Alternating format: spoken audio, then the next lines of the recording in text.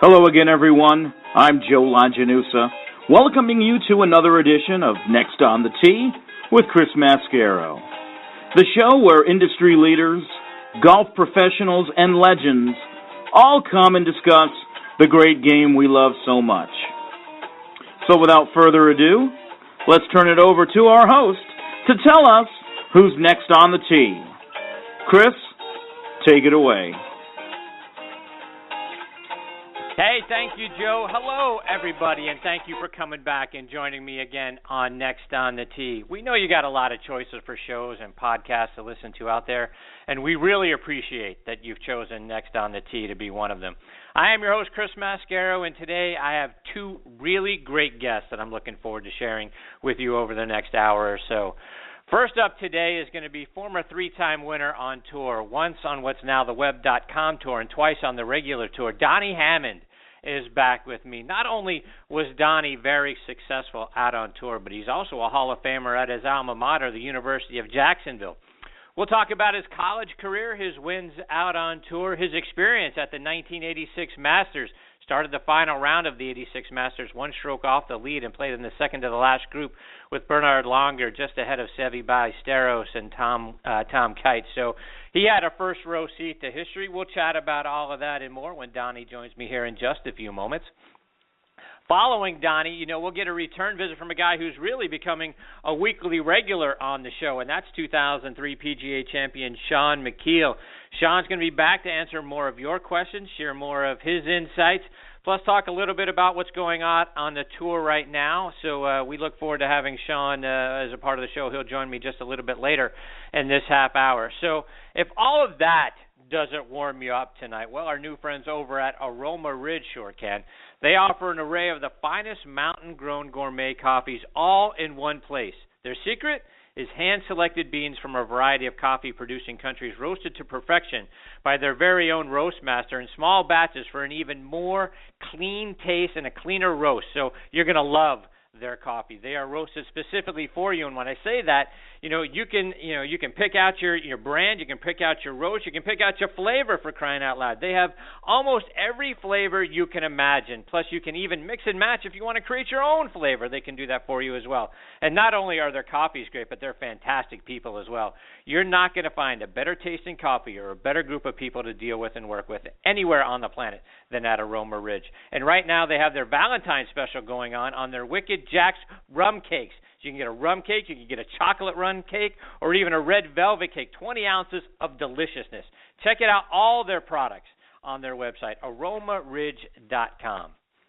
Next on the Tee is also brought to you by our friends over at the French Lick Resort up in French Lick, Indiana. Folks, you hear me talking about it every single week.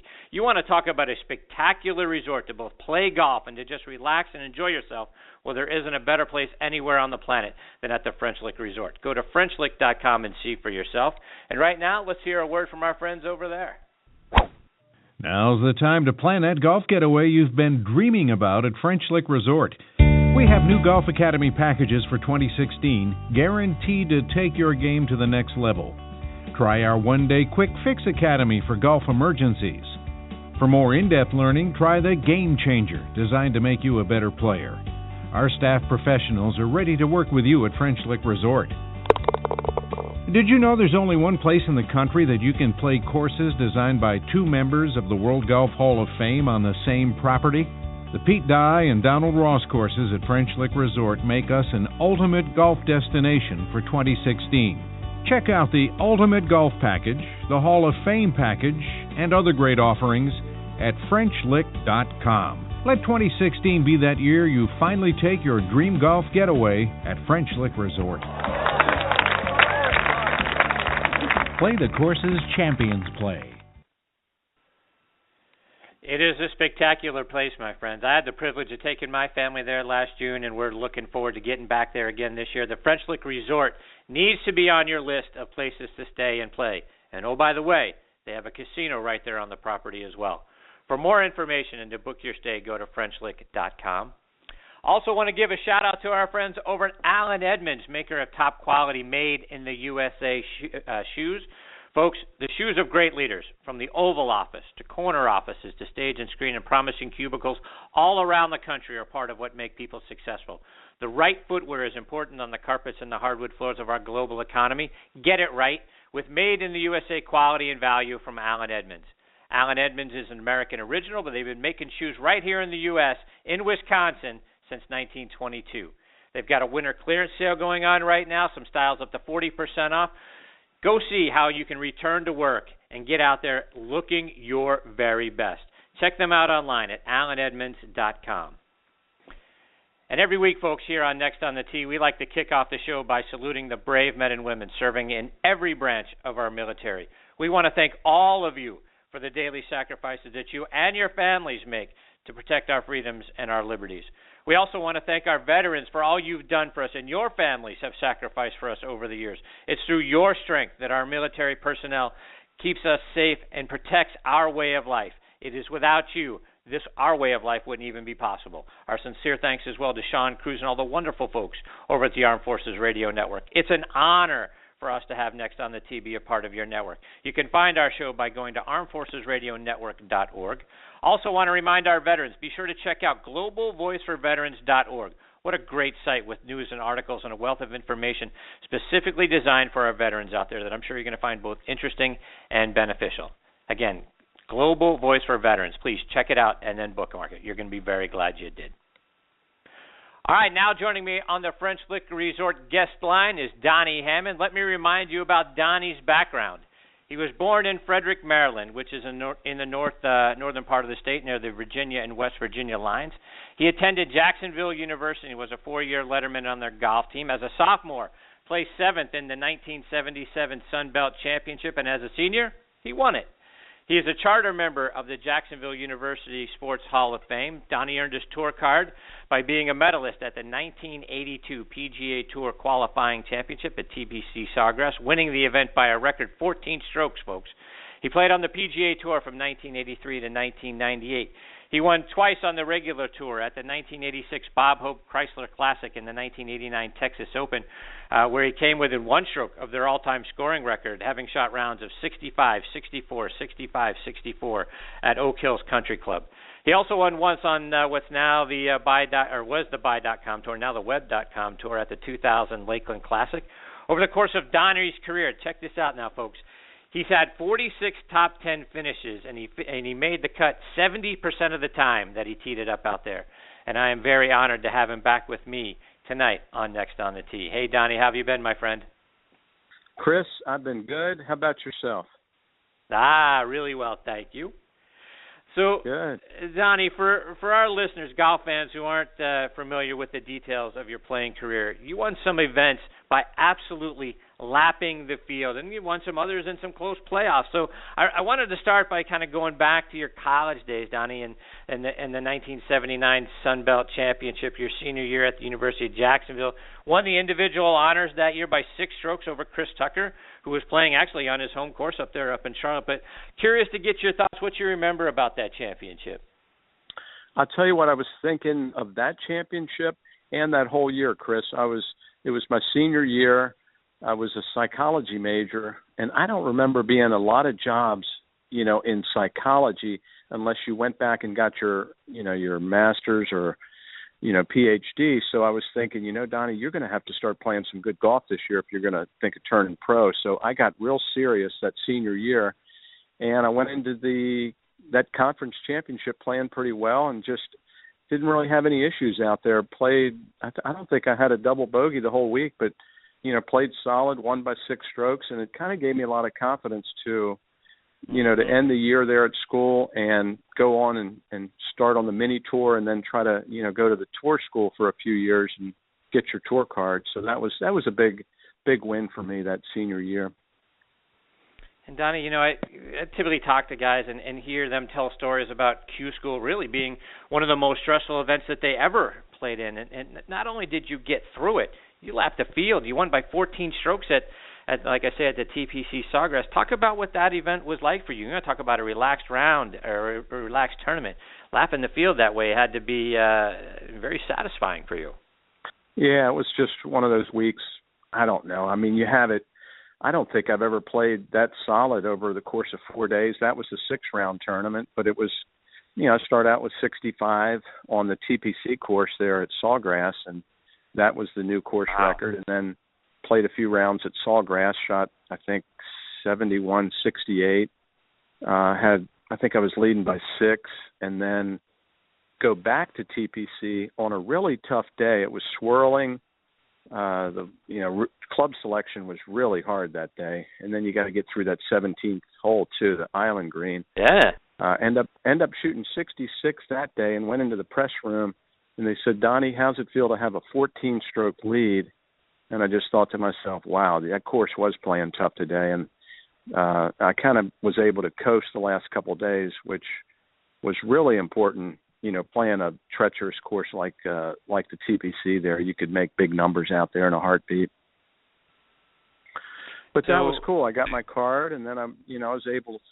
That was the first year of the all-exempt tour, so I was able to go out there and be in just about every tournament. It actually got me in the TPC tournament the next year too. There was no reshuffling or no pressure to play well early in the year. I was exempt pretty much the whole year, so that made it a lot easier to be able to keep your card, which I was able to do the first year on tour, which is really important. So going back to that tournament, Donnie, a couple of things that you mentioned. First, you mentioned swirling winds in one of the rounds. I can't imagine what it's like with a swirling wind to stand on the 17th tee trying to figure out what you're going to do. And if you got people around and all that sort of, what's that feel like? What's going through your mind when you're looking at a swirling wind, and nothing but a whole bunch of water in front of you? Well, if you're smart, after a while, you're looking right at the center of the green, trying to figure out what can I do to get it on the center of the green. I tell you, when the wind's not blowing, it's a little pitch 9-iron or pitching wedge. It's not a tough shot at all. But when you get it, wind coming off the right, coming back into you a little bit, you got your caddy there, so you're working the yardage, trying to figure out what the hole's playing. But basically, you just try to hit it in the middle of the green. Whenever you've watched the TPC tournaments and the wind's blowing, the guys are trying to hit it right in the middle of the green if they're smart. And the other thing that's interesting is, when you sit down in a press conference and people are telling you, "Hey, Donnie, you got a 14-stroke lead here." As a football fan, I don't know if you're a football fan too. I know I am, but we hear so much. Hey, now you're going to prevent defense, right, which prevents you from winning. So when you got a 14-stroke lead, in your mind at all, are you letting off the gas? Or are you just, hey, I've been successful making it, this far, doing it this way. Now if I change and now I sort of play not to lose, we've seen so many guys, on the tour that, have had big leads, and we watched them evaporate pretty quickly. How do you keep your mind in it not to let, other people start to creep back into the tournament? I think the lucky thing for me is I was only about 24 years old. I didn't have a lot of experience. I probably wasn't that smart out on the golf course, so I didn't have to think that much about it. I was pretty much on automatic pilot that week. I kind of developed a little setup, actually, the night before the first round that kind of locked my setup in, and that was a big key, is just, get set. I was tucking my right knee in a little bit, and my left knee was kind of going forward a little bit, and I was just locked in, and, there wasn't a lot of thinking. I played slightly more conservative on the weekend, but still, I didn't want to let guys back into the tournament when I was playing that well. And you ran away from the field again at the '89 Texas Open, played at Oak Hills Country Club. You won that tournament by 7 strokes over the likes of Paul Azinger, Lanny Watkins, Hal Sutton, Davis Love, Hale Irwin. Our friend on this show, Kenny Knox, was there on the leaderboard. And like I mentioned in your intro, you did it by shooting a pair of 64s and 65s. So was that a case? Did the course suit your eye? And is that another place where you were locked in? Talk about that tournament. Yeah, I just love playing in Texas. I've always really enjoyed going to the Byron Nelson, playing the Colonial. San Antonio was a great town, great Mexican food there. I always had a super time there, and it was toward the end of the year, so I think we might have even been partying a little bit that week, to tell you the truth. So we were, I was playing well that year. It was just a fun week to go out, and I just kind of got locked into my swing that week and just had the momentum going after the first couple rounds. And then Sunday was just one of those days that, I was nervous early. I could feel my nerves kicking up, but I was able to get a couple early birdies, and then it just kind of fell into place. I think I eagled the 10th hole, and then I was up by about 5 shots, and it just there wasn't a lot of drama on the back nine. It was really fun to be able to, have a big lead the last 5 or 6 holes and really enjoy it with your caddy. So just one of those weeks. I was a little streaky here and there. I didn't win too many tournaments, but, I got streaky and played well some of the weeks on tour. And you mentioned, feeling the nerves sort of kick up. When that happens, when you're out there, on the golf course, what do you do to put that aside and focus on the task at hand? How do you not let that overcome you? I think 2 things are really important, whether you're playing in your club championship or you're getting ready to hit a shot in front of 6 of your friends that are playing right behind you at the country club. You got to pick out a really distinct target in the background, whether it's the left edge of the bunker, that oak tree that you aim at every day, and then just go through your regular routine. And, to develop the routine, you have to do it on the driving range a little bit. You work on how many times you waggle the club, how many times you look up. If you can get that down pretty consistently, like Jack Nicklaus did for all those years, and then pick out a target and spend a little more time looking at that target right before you pull the club back, I think it gives you a lot better chance because then some of the negatives don't come into play, like Mrs. Roosevelt's house over on the right, or that lake you always hit into on the left. You got positive things that you're thinking about. So pick a target and go through your routine and practice the routine on the range a little bit. And Donnie, you were also no stranger to playoff golf. You won several events via playoffs. We talk a lot on this show about the mental side of the game. How are you able to successfully deal in playoff pressure to, sudden death, whatever it was, to focus, on your shot, not worry about what the other guy was doing?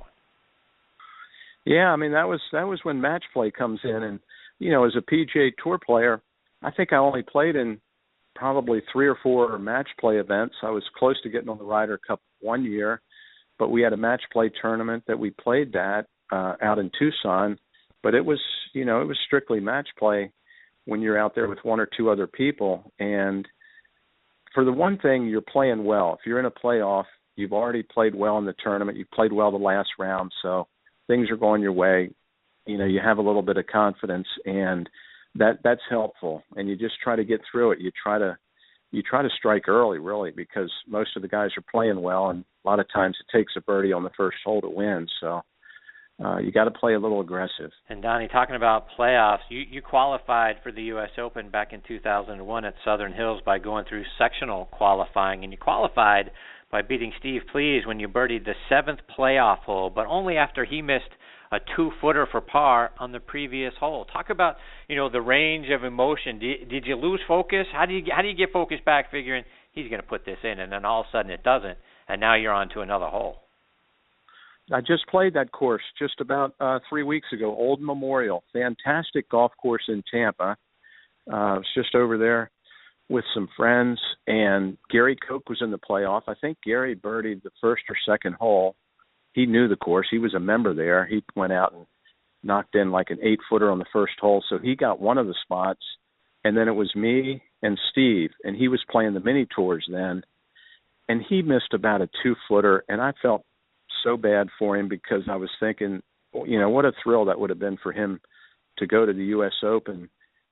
And it really surprised me. I was getting ready to shake his hand and say, well done, good luck, make the cut, this and that. And then he missed the putt, and I think I birdied the next hole. And I drove back to Orlando that day, and I really felt bad for him the whole way driving back. And, talking about, pressure, was there guaranteed money for you week to week when you were out there and you were playing, or was it when you first got out on tour, or were you literally one of the guys sort of playing for meal money, so to speak, every week? I had some pretty good deals out on the tour with sponsors. Winning the tour school, I had a great deal with Titleist coming out on the tour. I think pretty much of the time I had some good deals with Titleist, TaylorMade. I was with Ritz-Carlton for a little bit, Marriott Vacation Club. So I kind of had my expenses paid for, so I was able to, try to, the winnings that you would have on the tour would kind of be the bonus, and that made it a lot easier than trying to figure how you were going to pay your expenses for the next 4 or 5 weeks, which is really tough if you try to do it on the cheap out on the PGA Tour. Because you want to stay in nice hotels when you go to L.A. and, Chicago. You don't want to be at the Days Inn out there. You want to be at a nice hotel with great restaurants and really enjoy it if you're going to play the tour, because you don't know how long it's going to last out there. Right. And talking about being with Titleist and TaylorMade, Donnie, were those the brands that you played coming up through, as you were, younger and getting through college and that sort of thing, or did you have to make a switch once you actually qualified for the tour?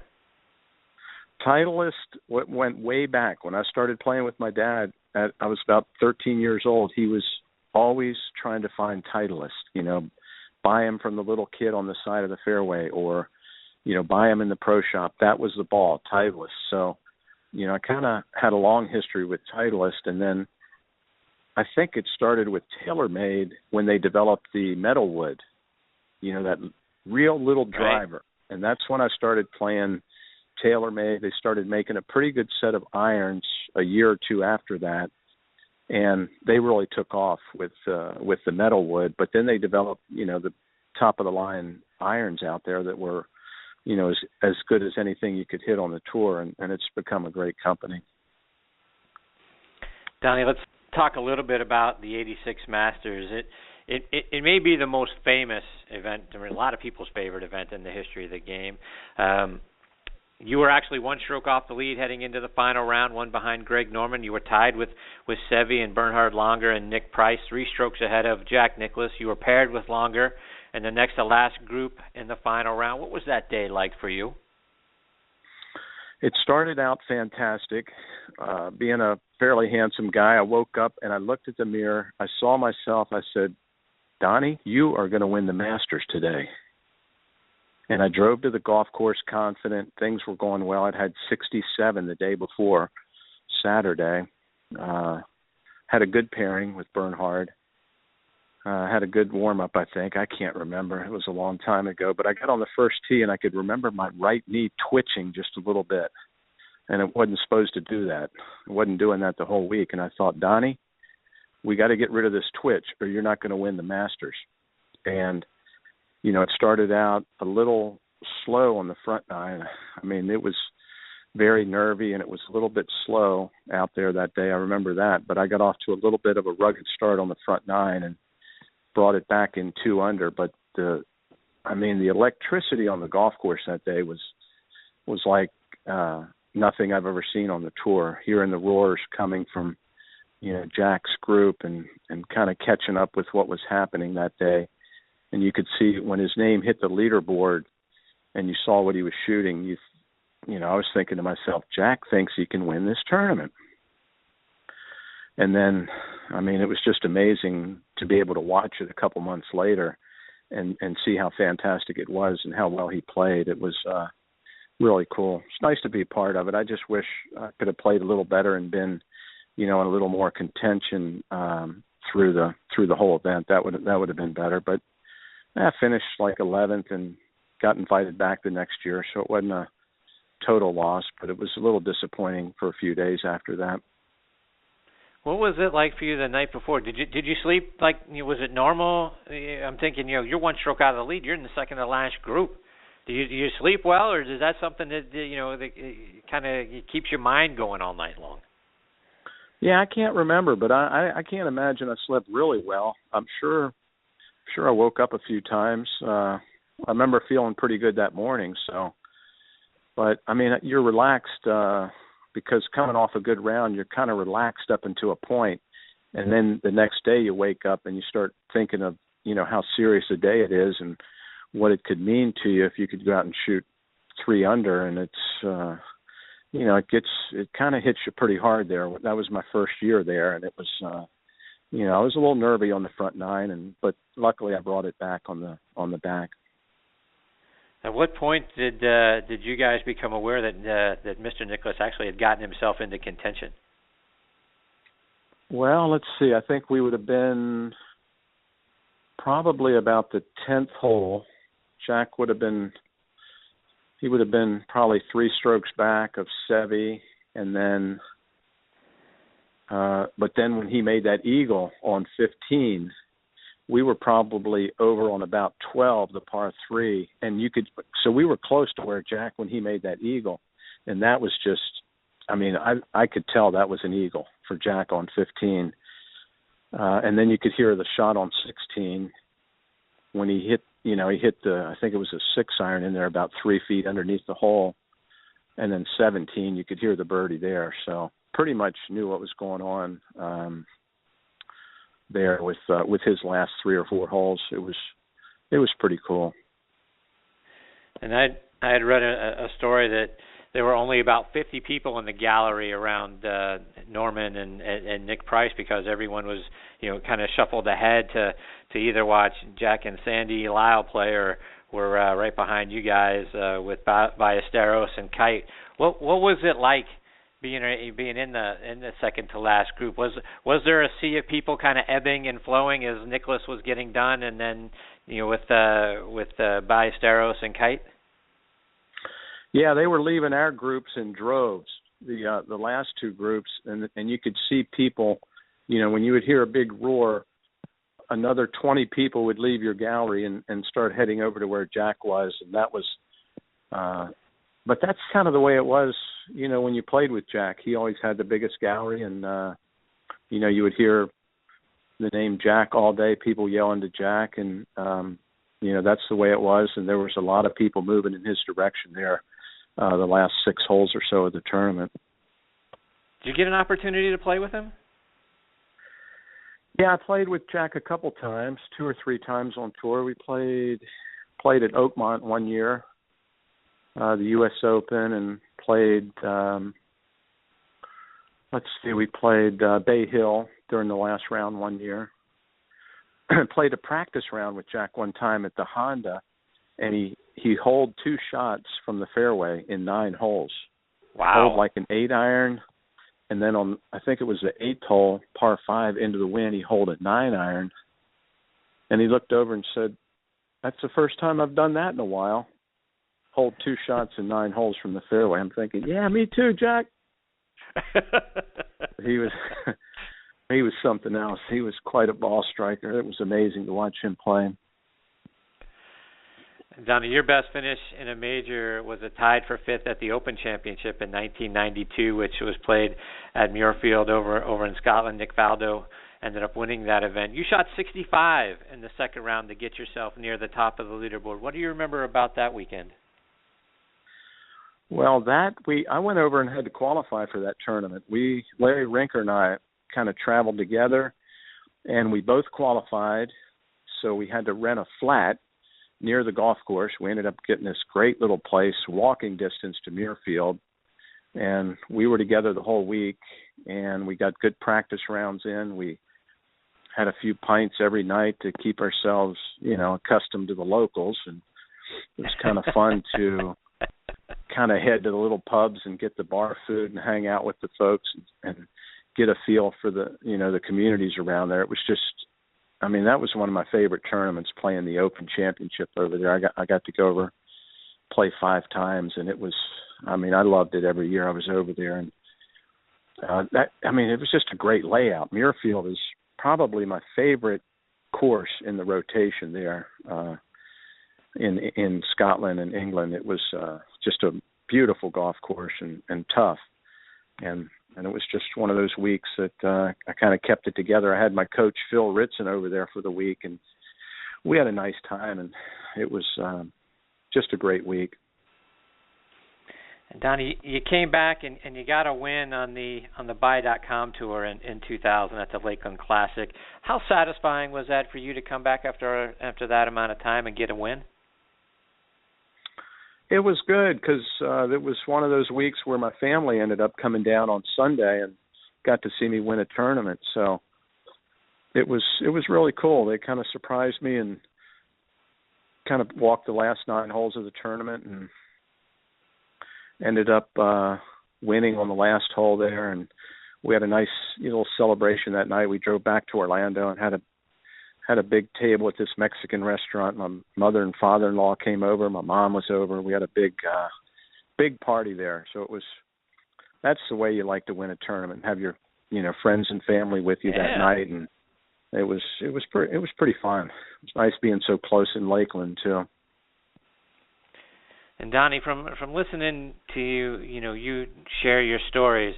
It seems like as much fun as you had playing the game, it seems like you almost had at least as much fun, if not more fun, at the events themselves. Whether it was like you just described, having your family there at the Lakeland Classic, or the guys you got to be around and enjoy some of the locals at the events. Is that an accurate statement? Did you enjoy the event, if you will, just as much as the golf?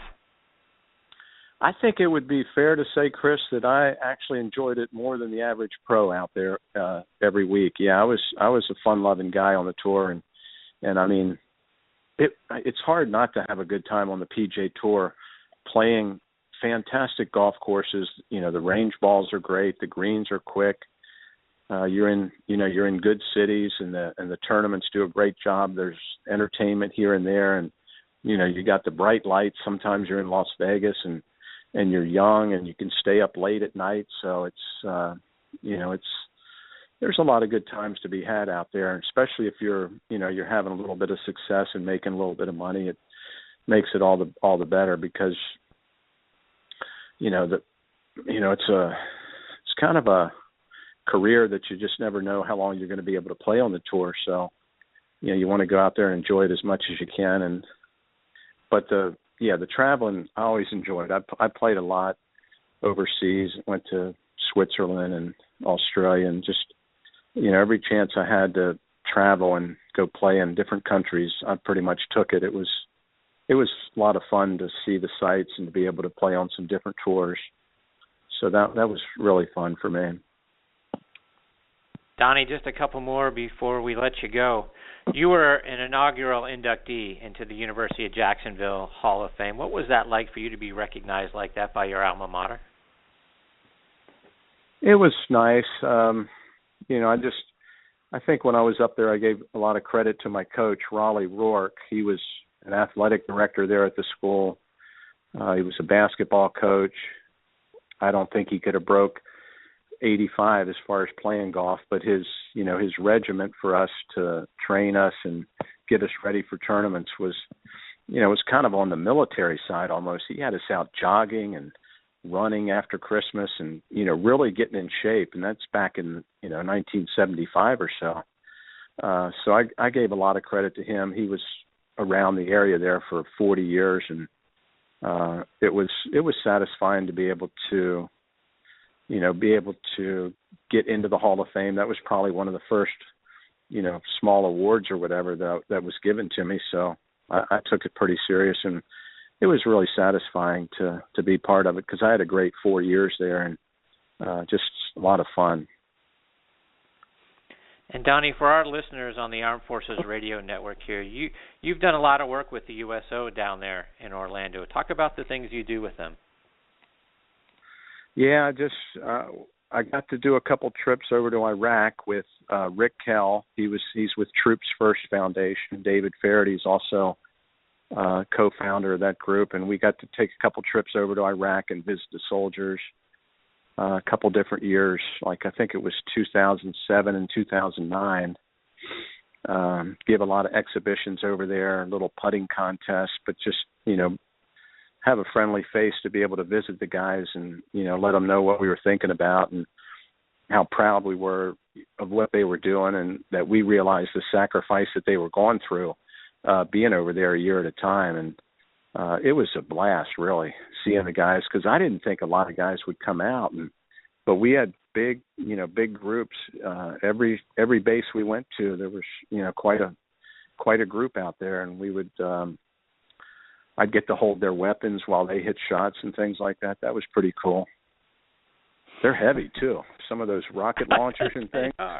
You got to be strong, man. I mean, I'd have to start lifting weights to be a soldier because golf clubs are a lot lighter. But I mean, it was fantastic. I've always had a real appreciation for the troops and the soldiers, and it's only gotten deeper as I've gotten older and see what they have to do and what the families, what they have to go through. But the families are amazing. The support that they give their loved ones too. So it was probably the trip of a lifetime for me to be able to do that a few times. That's great. Donnie, before we let you go, remind our listeners how they're able to follow you either online or over social media. Well, let's see. I tweet every now and then. I'm at Donnie Hammond, and then DonnieHammond.com. I do a lot of events during the summer. I'll go give speeches or do some pro-ams here and there, and just try to have a good time at events, corporate events. So it's been fun. I'll be playing the Champions Tour a little bit this year, trying to qualify. So I got a few more years in that, I hope. So, yeah, I look forward to folks coming out every now and then if I get in a tournament. That's great stuff. Donnie, thank you so much for coming back on the show with me tonight. You're fantastic. I hope you'll come back and do it again sometime. I love listening to your stories and your experiences. It's a lot of fun, and I've always enjoyed the times that I've gotten the opportunity to speak with you. Well, that's really nice, Chris, and I appreciate it. You're a great host, and you got a great show. I'll do it anytime. I appreciate that very much. Donnie, and we look forward to, hopefully that gets rescheduled soon. But in the meantime, best of luck to you, and hopefully we do get the opportunity to watch you a bunch on the Champions Tour this year, and all the best to you and family. Thank you so much. Thank you very much, Chris. Bye-bye. All right, take care, Donnie. That's the three-time winner out on the tour, including the buy.com, Donnie Hammond. And, boy, you want to talk about a guy who like I say, a couple of tournaments, absolutely ran away with a couple of tournaments. And then, a couple of, playoff victories as well, and then a front seat to history at the 86 Masters. Boy, it doesn't get a lot better than that. All right, folks, we've got our next guest, Shaun Micheel, hanging on the line. We're going to get to Shaun on the other side of this station identification.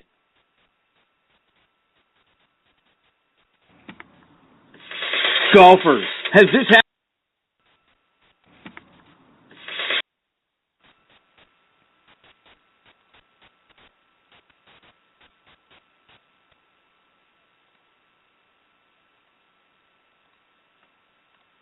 You're listening to Next on the Tee with Chris Mascaro, heard around the world on the Armed Forces Radio Network. All right, now back with me to answer more of your questions and to share more of his stories and his insights on the French Lick Resort guest line is our good friend, 2003 PGA champion, Shaun Micheel. Hey, Shaun, how are you tonight, my friend? Hey, good evening. How are you? I'm fantastic, thank you. How have you been? Good. I've been great. It's chilly here in Tennessee. It got no doubt. First little winter advisory tonight, so it's kind of bone-chilling cold. So I brought the sticks in to keep them warm tonight. Trying to be nice to them before the year really gets going. There you go. Maybe setting the bar a little high, but going to start out treating them nice. We'll see what happens through the middle of the year. But anyway, so how was the hunt? Good. I know you were telling me over the weekend you were out hunting. How'd it go? It's been a very slow year in Arkansas for duck hunting. I've been doing this a long time. It's just something I enjoy, but it's we've had so much rain in the Mid-South, and the state of Arkansas is really kind of, I'll say, just kind of underwater. I've got a couple of FedEx buddies that are flying, and every time they fly over Arkansas, they stick their phones up and take pictures of all the water. So that's not always great for duck hunting, but I'm enjoying that because my father's probably not going to hunt anymore beyond this year. He's 73, and we decided that we would try it one more time and hunt together and just kind of spend the time hunting, of course, but reminiscing and just kind of doing fathering stuff, outdoor stuff. And so that's what we're doing. We're enjoying it, but it's been kind of a slow season. And Shaun, before we get into all the golf this week, I want to get your thought, talk a little football. You know, the season isn't, the NFL season isn't over yet, and already people are talking about the NFL draft. Mel Kiper's come out with his first round mock draft this week. We've talked about how you support the University of Memphis and their sports programs living there in the city of Memphis, and their star quarterback Paxton Lynch, who signed with a good friend of ours on the football side, signed with Lee Steinberg as his agent. I saw a picture of him wearing a Dallas Cowboys hat on the day he declared for the draft, and now he's from San Antonio, so I don't know if he's subtly putting it out there that he'd like to be the next Cowboys quarterback. I think Kiper has him going 15th to the Rams, but thoughts that you have about Paxton Lynch and where you'd like to see him end up in the draft. I know the Cleveland Browns have the number 2 pick, and I'm knocking on wood that he doesn't end up in that disaster up in Cleveland. But what are your thoughts? Where are you hoping he goes? Well, I don't know. I did see that same picture, and it's hard to say. I mean, obviously needs have to be filled, by these teams, but they've been such a disaster up there in Cleveland. It's unfortunate. I think the fans have been very supportive, but it's hard to say. I mean, I think the excitement of being drafted and getting an opportunity to play professional golf football is definitely something that guys are looking for. Maybe in the beginning, in the initial stages, it's kind of like, I don't care where I'm playing as long as I've got a guaranteed contract. I'm going to get a chance to learn. I think once people get up there, I really feel like they have desires to play certain places, and everybody wants to be on a winning team. And I don't know. I mean, Tony Romo is still their quarterback. I mean, history's shown just a lot of injuries. It's a rough sport. I don't know how much Tony's got left in him, but at least if he goes to the Rams, he's going to be playing in warm weather. Of course, he would have been playing in the Dome in St. Louis. I mean, I kind of feel bad for St. Louis losing the team the way that they did. I saw some comments that the mayor made, but it's unfortunate that it is big business. And but as far as Paxton goes, I mean, I think he'll just be happy to be playing in the NFL, and I know he'd love the opportunity to play right away. I of course don't know if that's a good thing or not playing that sport, but it is exciting, and it's exciting for the fans here in Memphis to have a guy like him. Really, the last player that I remember of any significance that's playing any time minutes is D'Angelo Williams, and unfortunately, he's kind of been hampered, through some injuries with Carolina, and then of course he missed the last 2 recent games with Pittsburgh. So, it's great to see that Paxton is going to get an opportunity. And heck, Mel Kiper, if he likes you, you're doing something pretty special. Yeah, and you don't have to mention the D'Angelo Williams thing. As a Steelers fan, we sure wish he was playing this past weekend. We might still be alive if he had been out on the field.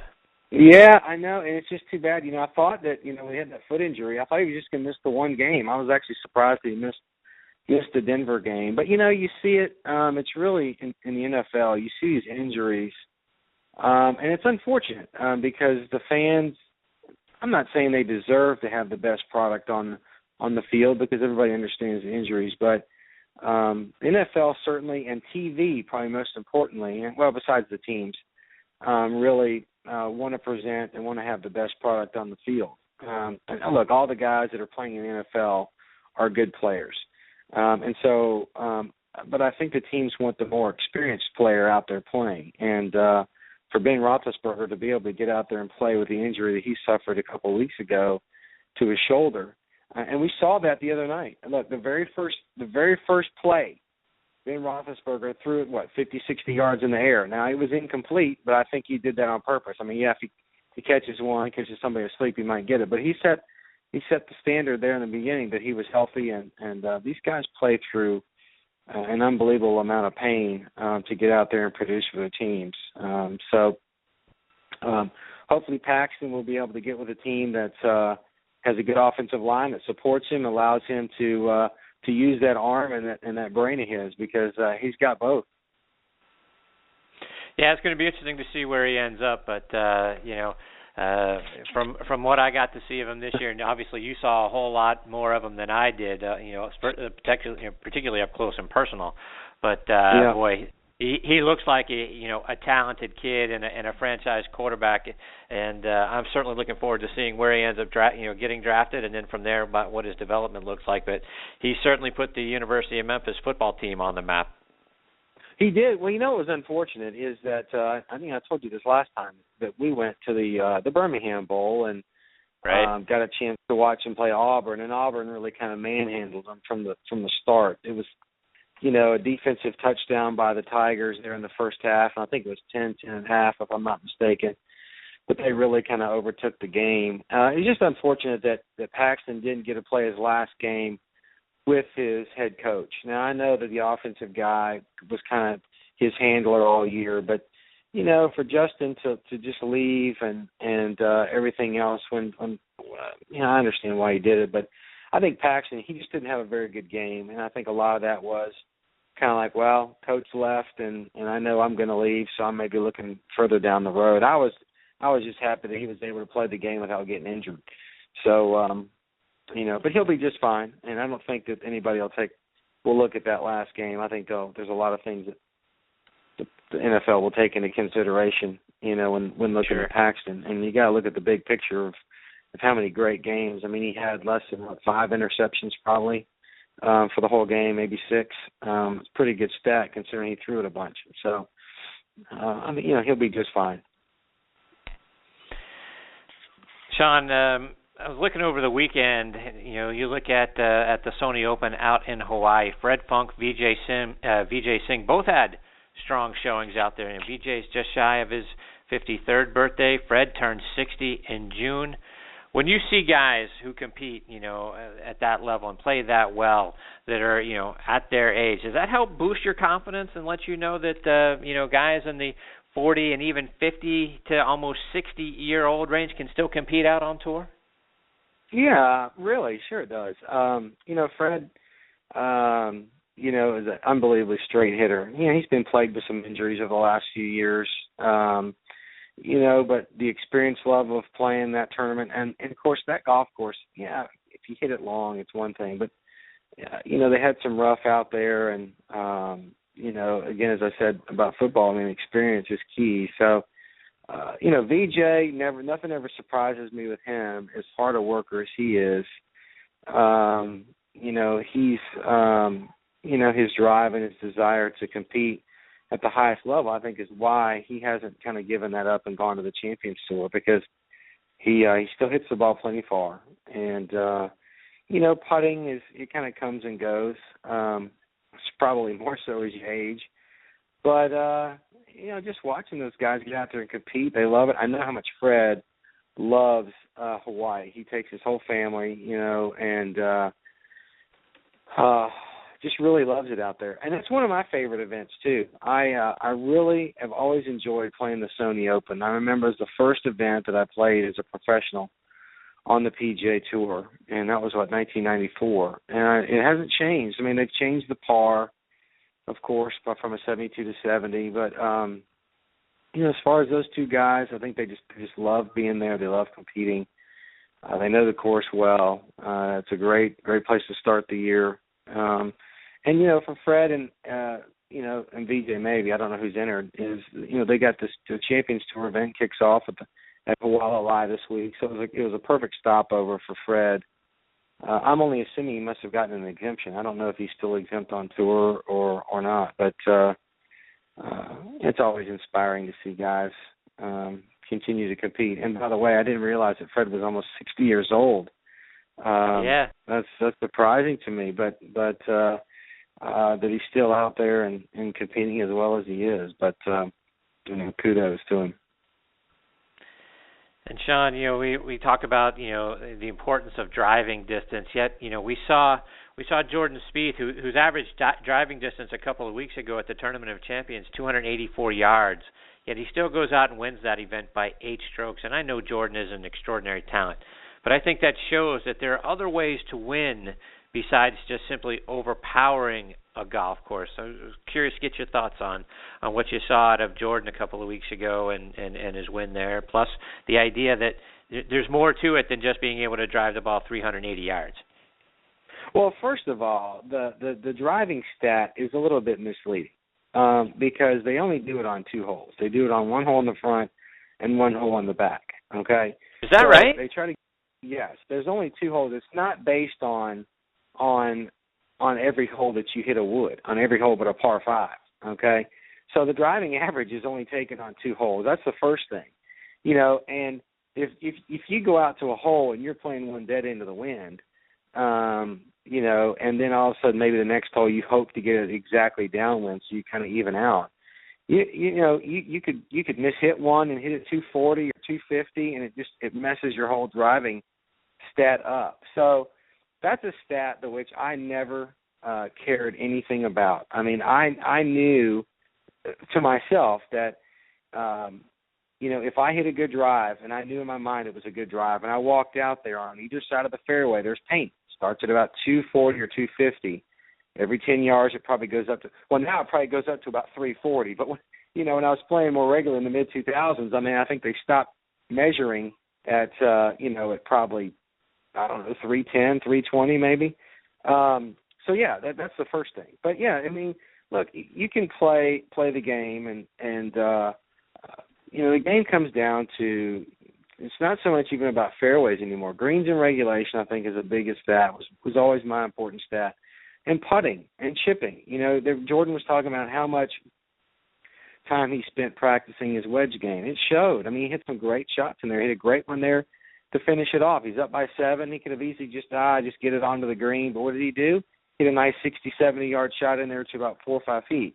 And so some of the shots that I saw him play were pretty, just the touch shots around the green, just the accuracy. And, so that's really where the game is won and lost. There are guys that hit it long, and you certainly have shorter clubs into the greens, but you just got to have a total package. You can't just be focused on one aspect of the game. But so for people that don't know that, they on one hole they do the driving distance on the front and one on the back, and then they average the 2 together.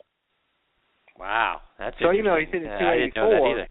Yeah, so he hit 284. That's a pretty good average because again, I think they had some wind out there, and I don't know how the wind blew. I think someone was talking about maybe the Kona winds, at least for 1 or 2 of the days where 1 was into the wind and 18 was into the wind. So that's kind of that west wind that you get. Typically, 18 is downwind, 1 is downwind. They're both going the same direction there, but that's how it is. So 284 is not too bad. I don't know what the leading distance, if Bubba Watson, if he got it, or J.B. Holmes or whatever. But I think, and he was sharp too. He commented that he stayed very sharp through the off season. Some guys like to enjoy their time off a little bit more in the Christmas break, and not that they don't play or practice, but I think we did see that Jason Day did say he took 9 weeks off? I think that's what I was reading. So. Might have been Padraig Harrington. They were doing some big interviews with him, so might have been him. But guys will take the time off, and I think you see a lot more of that with the older guys. The younger guys, they're chomping at the bit. They got a club in their hand every single day, and those are the types of things you got to do to maintain a high level, especially coming right out of the gates. And Shaun, we had a couple of listener questions this week that I wanted to make sure we got to. And the first one is, based on weather conditions, will you use a different type of ball, even if it's a different style of ball for the same manufacturer? No, I don't. It's hard enough to kind of figure out one ball. There was some talk of that, I think during the Ryder Cup, because they don't play with the one ball rule. And even so with the PGA Championship, for sure, they don't have the one ball rule in effect. So you could theoretically tee off on one hole with a Titleist and then the next hole with a Bridgestone or TaylorMade or Cal or whatever. No, I just have always played with one ball. I mean, when I tee off, I'd go into the locker room, I grab 9 balls, I mark 9 balls up, and just go out there and play. There aren't enough conditions that really would cause me to even think about that. That's a lot why you have to really have all the shots. Your knockdowns and be able to kind of keep your ball low into the wind and. It's just I don't think anybody really gives that any type of consideration.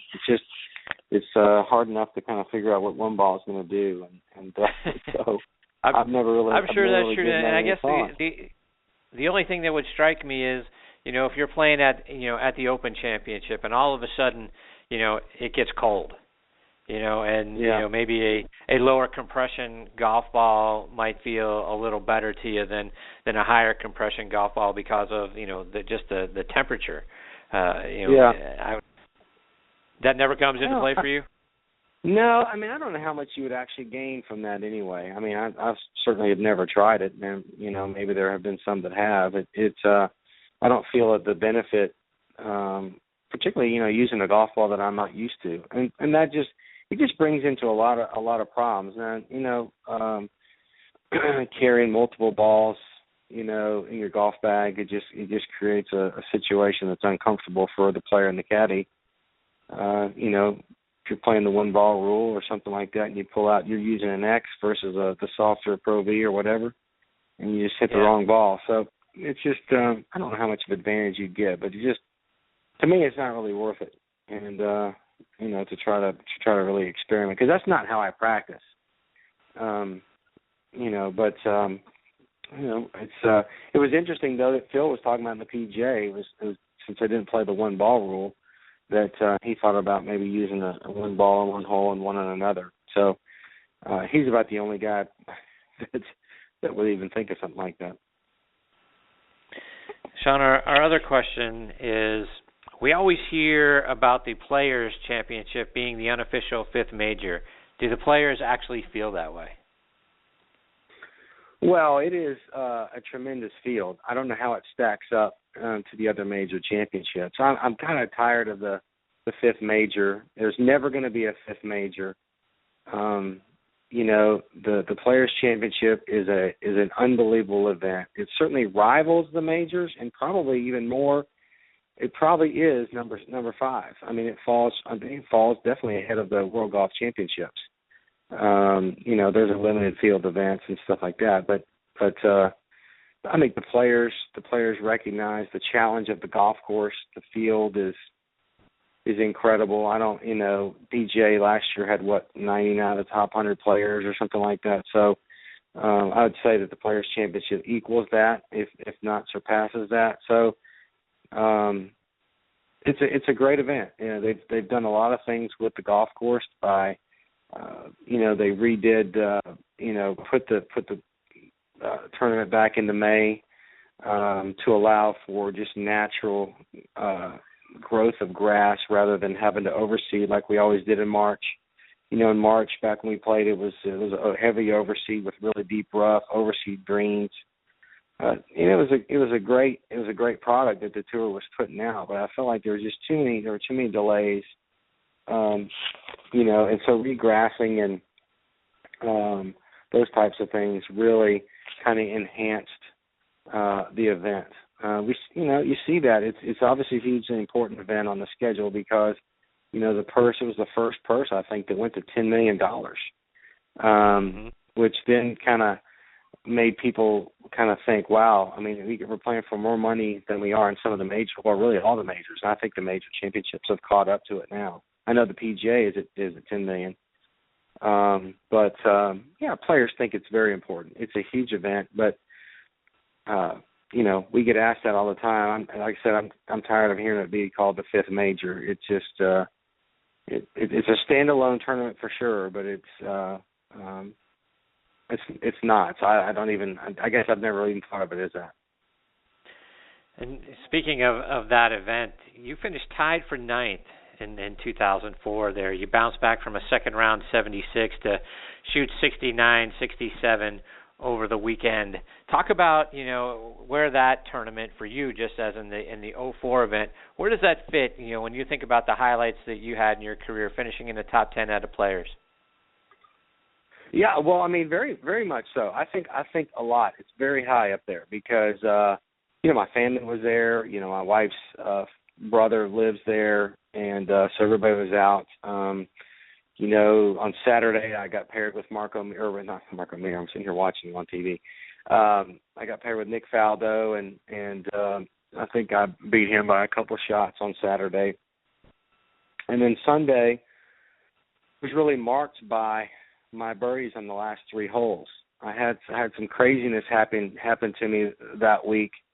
Ian Poulter and I think we're playing on Sunday together, and this is shown quite a bit on TV, although I haven't seen it recently. We were playing on the 4th hole, and Ian had hit a putt down there and was really kind of ticked off about it. And he marked his ball, and he just swiped it off the green. He was so mad. I suppose he's just picking it up. He just swiped it. But when he did that, he threw it into the water. Now he's left, and his mark is sitting there on the green, and he's got no ball. Now, of course, you have to finish the hole with the ball that you got. Okay? So he ends up, his physiotherapist gets into the water, takes off his clothes, and my wife's delight, of course, and gets into the water. Now, the water's 3-4 feet deep. It's not a really deep pond. And he finds the ball. It's like the first ball that he found. And so that was one day. And then on the 8th hole, I hit a ball in the bunker on the right. I think I hit a 3-iron into the face of the bunker, and I almost lost the ball. And in so doing, we finally found the ball in the lip of the bunker, and I had to take an unplayable lie, and was unable to rake the bunker, which it took us. I don't know how long it took us to play the hole because I was arguing with the official because I thought that you were allowed to fix the bunker because I was in search of a ball. Both Ian and I were in search of a ball, but they determined that because we couldn't figure out whose footprints were mine and whose were Ian's, I had to play the ball. So I ended up having to take an unplayable lie, drop the ball, got it up and down, made bogey, went on, and then promptly birdied 16, 17, and 18 on Sunday to kind of finish ninth. So it was an event that I think about often. Really, I really do. The finish, especially, they 3 really difficult holes, with the crowds and of course the island green there on 17. But it was just kind of a crazy Sunday, and no doubt. It was fun. It was fun there because I had my whole family there, and as I heard Donnie was talking about having his family there when he won. It's special. It really is. And it was for me, too, because, there's been a lot of conversation pieces about Ian and marking his ball and almost losing his ball, my ball bearing, and then burning the last 3 holes. So a lot of things that happened to us in 5 hours around that place. But it really is a special place. It really is. And it's a great event. And just going back to your earlier question, I think it just doesn't have the history behind it. I mean, it's a great event. It's an unbelievable event. It's obviously the flagship event of the PGA Tour. Look, ninth is as good as I was able to finish in that event. But so many great memories. And the crowds down there are hugely supportive, just fun to play in front of. And by the way, I love Ponte Vedra, too. So I maybe could see myself there in a few years. Shaun, a couple more before we let you go. And talking about special events or great events, you've got Arnold Palmer's tournament at Bay Hill and Jack Nicklaus's event at the Memorial. Outside of, now the 5, if we talk about playing in the majors and playing in the players, where does getting the opportunity to play in Arnold and Jack's events rank? Well, Arnold's tournament and Jack's tournament, they're very special. It's always exciting to play alongside them, if you will. I know Mr. Nicklaus a lot better than I know Mr. Palmer. I just have done a few things with Arnold, and Of course, known Jack as I was with his management company, and Gary and I played against each other in college. And as I mentioned before, Jack and I played as my first really official practice round at Augusta. We played together in 2004. But, two golf courses that I think Arnold has really struggled with maintaining a golf course to the level of, kind of the standard of the PGA Tour. And there were a lot of things that, maybe the greens weren't quite as good. Of course, the event is is held in March versus Jackson. His is in June, right there at the end of May, early June. So you have a difference in weather. There was a lot of complaining, I think, from the players about the greens. But over the last few years, I think a lot of those kind of things have been put to bed. And Arnold has an unbelievable, facility. People come out to support him. He's done so much for the game of golf. So the guys that play and the memories that I have are really, there is something to guys playing because of what Arnold and Jack have meant to the game. And so the younger generation, I don't know if they'll see that so much. I mean, I think maybe players will still look at it as an event with a huge purse and, and being an invitational, gives you more FedEx Cup points. But I think for those of us that kind of grew up watching Arnold Palmer and Jack Nicklaus play golf and knowing what they meant, that's why I played. I enjoyed it. I enjoyed, getting a chance to have lunch with Jack and picking his brain a little bit. But both golf courses are just have really kind of come into the forefront with difficulty. But it was always special to be able to play in those events, and got a lot of memories, a lot of great memories from those two as well. So, Shaun, when I think about, Arnold and Jack and obviously Gary players, they're sort of golf royalty. I mean, they've been the big three for, 50, 60 years now. And then when I look forward, when, 30 years from now, I mean, Mr. Palmer is 85 years old, or 87 years old, I think, and Mr. Nicklaus, 77, and Gary's in his, in his 80s, and as we project, one day when they're no longer with us, and who are the next guys, that would be somebody that we would revere like that, and I'm not sure Tiger Woods is going to reclaim that. He might. But who are the next guys that when we think whether it's our children or this generation of golfers, the young guns now with the Spieths and the Days and the Ricky Fowlers and that group and the Rory McIlroys, as those guys get to 40 years old, is there going to be a group of guys that they look at as the sort of Arnold, Jack, and Gary hand off to somebody, some other twosome or threesome that are revered in the way that they are?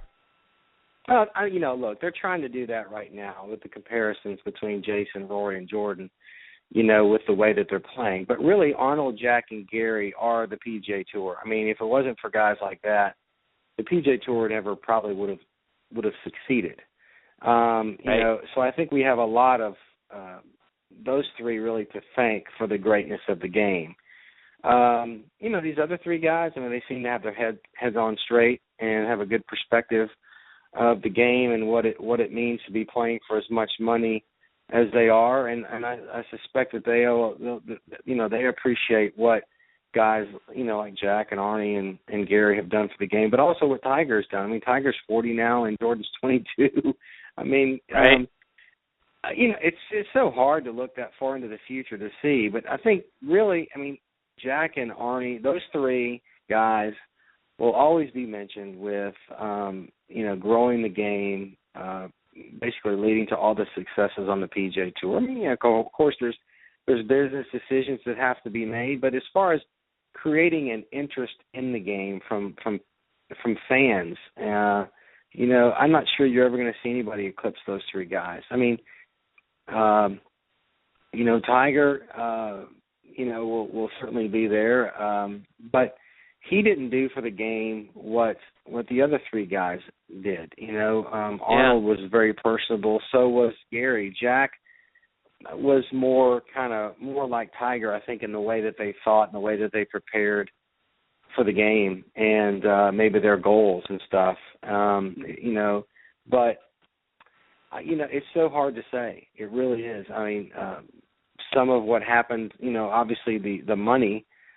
Jack and Gary and their career money has probably already been eclipsed by Jordan, in just a couple of years on the PGA Tour. So when those guys, think about golf and think about the riches, they better pay homage to Gary and Arnold and Jack, and many others. I mean, those three are guys that you think of the most. But there's so many players that have paved the way for us to play. I mean, look at the minorities that played, Lee Elder and Charlie Sifford and those types of guys that allowed, kind of the minorities. It really opened up to the game to everyone. So those are the three guys we pay attention to. And in 30, 40 years, the generation that follows Jordan and plays along with him, they'll think of him as the big three. Like I said, most of these young kids, I don't even know when Jack quit playing professional golf on the PGA Tour. It had to be 1990, 91. I mean, was Jordan even born then? I mean, I don't think Jordan was born then. He was born in 2000 or 1993 probably. So I'm not even sure he got to see Jack play a PGA Tour event. So, I don't know. I think, like I said, those guys have their heads on straight, and there's no doubt that they give a lot of credit to these guys that came before them. So, but it's a great game, and there's a lot of us that owe a lot of thanks to a lot of people. That's right. Shaun, before we let you go, 2016, you got events coming up on your calendar. What's ahead for you? Oh, everything's on my calendar, but just to whether or not I get to participate in those things. I'm going down to South Florida here in a couple of weeks, and I'm going to spend some time getting in shape and getting my game in shape and trying to get a good plan together. I was talking to an instructor today that's going to come down for a few days and try to help me get on the right track. It's time that I start putting forth a little bit more effort. Not that I didn't last year, but I think just mentally, I kind of get into that first year of after the heart surgery, and seeing how I responded to that. I did very well with that. So, I'm going to enter, hopefully to play Puerto Rico. Hopefully that'll be the first event that I get into. Hopefully I'll get into it this year. But I'm going to work hard on my game and I've entered most of the events, and I'll do some Monday qualifiers and probably won't write for any exemptions. I haven't gotten an exemption in a good while, so I probably won't write for too many, if any. So I'll just try to get back to playing golf and earning my way, which is kind of what I've always tried to do anyway. But it's hard to say. It's frustrating being non-exempt, but kind of getting up there in age now, and I'm starting to see the writing on the wall, so to speak, with the PGA Tour. But I'd certainly like to give it one more year. I'd love to have one opportunity to play one more year on the PGA Tour and kind of just mentally say goodbye to each of the courses that I've played. I'm not ready for it to be over. Nobody really is. But when it's time, I guess I'll recognize that. But for right now, I'm still working hard to get out there and play some great golf. And then after that, you still got the Champions Tour. So I think you're a long way from being done out on the collective professional golf tours. Yeah, well, that's somebody asked me yesterday if we're talking about the PGA Championship and really how long I was going to play, and I made mention that the 2023, it's hard to believe it's that far, will be 20 years since I won my PGA. It's back at Oak Hill that year. And so I've kind of thought to myself whether or not that would be, the end of my PGA championships, but I'll only be 54 then, so I doubt that I'll be done then. But certainly it would be a great place to end my career. But we'll see. But I you're right. I mean, I'm planning on playing the Champions Tour and competing and all that. So I look forward to that. And but, for right now, still got 3 years for that. So I've got to focus on kind of the here and now. That's right.